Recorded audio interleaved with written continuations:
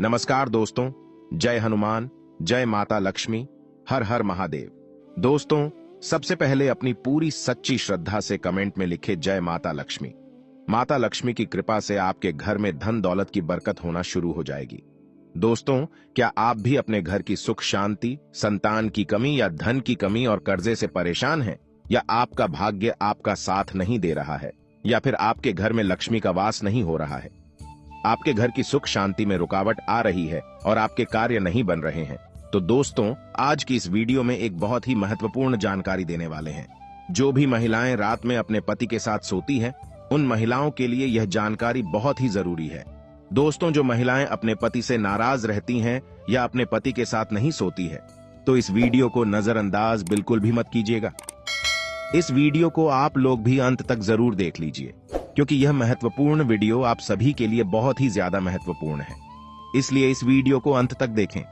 चलिए वीडियो शुरू करते हैं। उससे पहले, हे लक्ष्मी माता जी, जो भी आपके इस चैनल को सब्सक्राइब करें तो उसके घर में धन दौलत की कमी ना हो और उसका परिवार सदैव हंसता मुस्कुराता कुशल मंगल रहे। दर्शकों, किसी गांव में एक गरीब सेठ रहता था। जी हाँ, गरीब सेठ। आप सोच रहे होंगे, सेठ था और वह भी गरीब। ये दोनों विरोधाभासी शब्द एक साथ कैसे? ये सब भाग्य का खेल है। दोस्तों, हर इंसान के जीवन में कभी उतार कभी चढ़ाव आते हैं। उसी तरह दयाराम सेठ भी किसी जमाने में बहुत अमीर हुआ करता था और वह खूब दान धर्म और पुण्य भी किया करता था। लेकिन समय पलटा और वह धीरे धीरे अपना धन खोता गया और आखिरकार आज इस हालत में पहुंच गया कि लोग उसे गरीब सेठ के नाम से जानने लगे। लेकिन वह कहते हैं ना कि अच्छे कर्मों का फल देर सवेर ही सही, मिलता जरूर है। ऐसा ही कुछ इस गरीब सेठ के साथ भी होने वाला था। जिस गांव में यह सेठ रहा करता था, वहां पर एक बार राजा के लोगों ने ऐलान किया कि जिसने भी अच्छे काम किए हैं, वह अपने अच्छे काम गिनवाकर राजा से उसके बदले में जो भी उसका मन हो राजा से लेकर जाए। इस ऐलान को सेठ की पत्नी ने सुन लिया। सेठ की पत्नी बहुत खुश हो गई, क्योंकि वह जानती थी कि अपने अच्छे दिनों में सेठ ने अनगिनत पुण्य के काम किए हैं। ये बात जब पत्नी ने सेठ को बताई तो सेठ भी खुश हो गया और बोला, अगर ऐसा है तो फिर हमें बहुत बड़ा इनाम मिलना चाहिए, क्योंकि हमारे अच्छे कामों की सूची बहुत बड़ी है। अगले दिन सेठ सुबह सुबह 4 रोटियां बांधकर राजा के महल की तरफ चल पड़ा। सेठ के घर से राजा का महल काफी दूर था। सफर लंबा था। आधे रास्ते में पहुंचने के बाद सेठ काफी थक गया।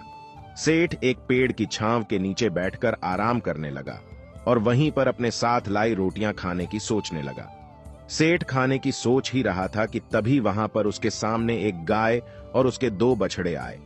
सेठ के हाथों में रोटियां देखकर गाय और उसके बछड़े उसके सामने ही आकर खड़े हो गए और उनके हाव भाव से सेठ ने समझ लिया कि वह भूखी है और सेठ से खाना मांग रही है। अपने अच्छे दिनों में सेठ के पास काफी गाय थी, इसलिए गायों का व्यवहार सेठ अच्छे से जानता था। सेठ की परिस्थिति भले ही अभी अच्छी नहीं थी, लेकिन सेठ का स्वभाव बिल्कुल भी नहीं बदला था। वह पहले से ही परोपकारी था, इसलिए उसको गाय पर दया आ गई और उसने अपने साथ बांध कर लाई। रोटियों में से 2 रोटियां गाय को खिला दी। कुछ ही क्षण में 2 रोटियां खाने के बाद गाय फिर से सेठ की तरफ देखने लगी तो सेठ के मन में विचार आया कि यह गाय ज्यादा भूख ही लगती है। बेचारी को 2 बच्चों को दूध भी पिलाना होता है। इन 2 रोटियों से उसका क्या होगा? सेठ ने उसके पास बची बाकी की 2 रोटियां भी गाय को खिला दी। पास वाले तालाब से सिर्फ पानी पीकर सेठ अपने सफर में आगे बढ़ गया। राजा के दरबार में जब सेठ पहुंचा तो राजा ने पूरे दरबार के सामने सेठ से उसका नाम पूछा और अपने अच्छे कर्मों के बारे में बताने के लिए कहा। सेठ ने राजा को प्रणाम किया और अपने कामों के बारे में बताना शुरू किया। सेठ ने कहा, महाराज, मैंने कई भूखों को खाना खिलाया है, कई मंदिरों में दान दिया है, कई निराश्रित लोगों को आश्रय दिया है, कई तीर्थ स्थानों की यात्रा की है, सैकड़ों साधु संतों की सेवा की है। और ऐसे ही दर्जनों काम बताने के बाद सेठ बोला, महाराज, यह है मेरे कई सारे अच्छे कर्मों में से कुछ अच्छे कर्म। इनके बदले आप जो भी इनाम देना चाहें दे दीजिए। थोड़ी देर सोचने के बाद राजा बोला, अगर तुम्हारे कुछ और अच्छे कर्म है तो वह बताओ, क्योंकि अब तक तुमने जो मुझे बताए हैं उन्हें मैं अच्छे कर्म की श्रेणी में नहीं गिनता। सेठ को राजा की बात सुनकर बड़ा आश्चर्य हुआ। सेठ ने राजा को हाथ जोड़कर कहा, अगर आपको मेरे बताए यह कर्म अच्छे कर्म नहीं लगते या पुण्य कर्म नहीं लगते तो मेरा बाकी के कर्मों का उल्लेख करना फिजूल होगा। आप मुझे इजाजत दीजिए, मैं वापस जाता हूं। सेठ दरबार छोड़कर जाने लगा तब राजा के दरबारियों में से एक ने राजा के पास जाकर कुछ कहा, जिसे सुनने के बाद राजा ने सेठ को वापस दरबार में बुलाया। राजा बोला, तुमने अपने आज किए अच्छे काम के बारे में तो बताया ही नहीं।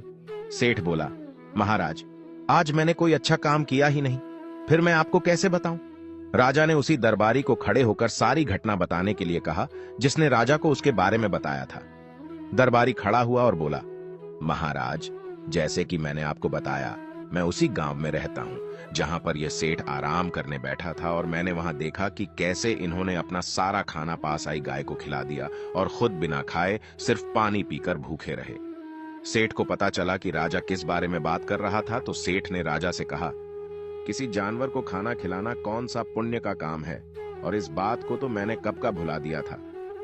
राजा ने सेठ से कहा, मेरे महान गुरुजी के बताए अनुसार मैं भी उन्हीं कामों को पुण्य कर्म मानता हूं जिन्हें करते समय सच में निस्वार्थ भाव से किया जाए, उसी के लिए किया जाए जिसको उसकी जरूरत हो, और सबसे बड़ी बात, उस काम को करने के बाद भुला दिया जाए। यही कारण है कि आज तुमने जो काम किया वह तुम्हारे किए गए आज तक के सभी कामों में सबसे उत्तम और सर्वश्रेष्ठ था, जिसके लिए तुम सच में इनाम के हकदार हो। इसके बाद राजा ने उस सेठ को अपना सबसे विश्वसनीय सेवक का पद दे दिया। उस राजा के दरबार में बैठने का अब अवसर मिल चुका था। वह बहुत खुश हुआ। वह तुरंत जाकर के अपनी पत्नी से बताया कि भाग्यवान, आज मुझे राजा साहब ने बहुत ही बड़ा इनाम दे दिया। उन्होंने मुझे अपने यहां अपना सबसे करीबी सेवक के रूप में रखने को कहा है। यह सुनकर पत्नी खूब खुश हो गई और कहने लगी हैं, भगवान, तेरा लाख लाख शुक्र है, आज तूने मेरी सुन ही ली। अब सेठ राजा के निजी सेवक के रूप में राजा के साथ रहने लगा। राजा उस पर बहुत ज्यादा भरोसा करता था, क्योंकि उसे पता था कि सेठ बहुत ही ईमानदार आदमी है। वह कभी भी झूठ और बेईमानी नहीं करेगा। दरबार में जब भी कोई मुख्य कार्य होता तो वह कार्य राजा साहब उस सेठ को ही सौंपते, और राजा साहब का कार्य सेठ भी बड़ी ही ईमानदारी के साथ अपनी देखरेख में ही करवाता था। एक दिन राजा अपने महल में बैठा हुआ था, और वहां पर उसका निजी सेवक सेठ भी उन्हीं के साथ बैठा हुआ था। तभी अचानक वहां पर एक सिपाही आता है और राजा से कहता है कि राजा साहब, आपसे कोई साधु मिलना चाहता है। तब राजा ने आदेश दिया कि उसे सम्मानित पूर्वक हमारे पास ले आओ। सिपाही बाहर जाता है और साधु को अपने साथ सम्मान पूर्वक अंदर लेकर आता है। राजा उसे साधु को बड़े सम्मान पूर्वक अपने महल में रखता है और उसे भोजन, पानी आदि करवाता है। इससे साधु राजा साहब से बहुत खुश हो जाते हैं। उसके बाद साधु राजा साहब से कहते हैं कि हे राजन, मैं आपकी सेवा भाव को देखकर बहुत प्रसन्न हुआ, इसलिए मैं आपको एक छोटी सी सीख देना चाहता हूं, जिसे अपने जीवन में जरूर उतार लीजिएगा। उन्होंने कहा कि हर पुरुष को सदैव इस बात का याद रखना चाहिए कि हमेशा किसी भी पुरुष को अपनी पत्नी से बहुत अच्छे संबंध रखने चाहिए, और यदि कभी पति या पत्नी के बीच में कोई अनबन या कोई झगड़ा होता है तो उसे समय रहते जरूर सुलझा लेना चाहिए, क्योंकि पति पत्नी के आपसी कलह के कारण घर में गरीबी और दरिद्रता वास करने लगती है। इसलिए पति और पत्नी के बीच में स्नेह होना बहुत ही आवश्यक है। हर पुरुष को यह बात याद रखनी चाहिए कि कभी भी किसी भी पति को अपनी पत्नी से गुस्सा होकर दूर नहीं रहना चाहिए, क्योंकि इस प्रकार पत्नी के हृदय में बहुत बड़ा दुख पहुंचता है, और पत्नी घर की लक्ष्मी मानी जाती है, और यदि लक्ष्मी को ही दुख पहुंचेगा तो घर में धन दौलत की कमी आना शुरू हो जाएगी, घर में गरीबी आने लगेगी। हर पति और पत्नी को सदैव पास रहकर एक साथ ही सोना चाहिए, क्योंकि एक साथ सोने से घर में धन दौलत और बरकत बढ़ती है, क्योंकि इससे माता लक्ष्मी भी प्रसन्न होती है। जब घर की लक्ष्मी प्रसन्न रहेगी तो माता लक्ष्मी जरूर प्रसन्न रहेंगी। इतना कहकर वह साधु राजा के राजमहल से चले जाते हैं। कुछ दिन बाद एक दिन राजा का रानी से झगड़ा हो जाता है और वह दोनों अलग अलग जगह पर रहने लगते हैं, अर्थात दोनों एक दूसरे से दूर रहने लगते हैं। रानी अपने कक्ष में सोती थी, राजा अकेले अपने कक्ष में सोते थे, लेकिन रानी राजा को हर रात देखने के लिए उनके कक्ष में जरूर जाती थी। उन्हीं के महल में एक बहरूपिया भेष बदलकर सिपाही के रूप में रहता था, जो कि दूसरे दुश्मन राज्य का खुफिया दूत था। जब उसे पता चलता है कि राजा और रानी के बीच इस समय झगड़ा चल रहा है, तो वह इसका फायदा उठाने की कोशिश करता है और राजा को मारकर सारा राज्य हड़पने की कोशिश करता है। एक रात वह अपने कुछ साथियों के साथ राजा को मारने के लिए उसके कक्ष में जाने को तैयार होता है, क्योंकि राजा अपने कक्ष में अकेला सोया हुआ था। उनके साथ उनकी रानी साहिबा भी नहीं थी। वह खुफिया दुश्मन दूत राजा साहब के कमरे में घुसा, और तभी उधर से रानी राजा को रात में देखने के लिए उनके कमरे की ओर आ रही थी। जैसे ही उन्होंने देखा कि कोई उन्हें मारने के लिए उनके कमरे में जा रहा है, तभी रानी ने पीछे से कुछ सिपाहियों को भेजकर उसे पकड़वा लेती है। सुबह जब राजा को यह सब कारनामा पता चलता है, तब वह रानी का लाख लाख धन्यवाद देता है और उसे उस साधु की बात याद आती है कि उसने कहा था, सदैव पति पत्नी को आपस में मिलजुल कर एक साथ रहना चाहिए, क्योंकि इससे घर में धन दौलत की बरकत होती है और सभी का भाग्य अच्छा बना रहता है। यदि सही वक्त पर रानी उसको अगर ना पकड़ पाती तो शायद मेरा धन दौलत और प्राण सब कुछ दूर हो जाता। सच ही कहा जाता है कि घर की महिला स्वयं लक्ष्मी होती है और लक्ष्मी को हमेशा खुश रखना चाहिए, और यदि कोई पति अपनी पत्नी के साथ सोता है तो पत्नी हमेशा खुश रहती है और घर में सुख शांति धन दौलत की बरकत होने लगती है। दोस्तों, सभी लोग सच्ची श्रद्धा से कमेंट में लिखे जय माता लक्ष्मी। माता लक्ष्मी की कृपा से आप सभी के घर में धन दौलत की कभी कमी ना हो।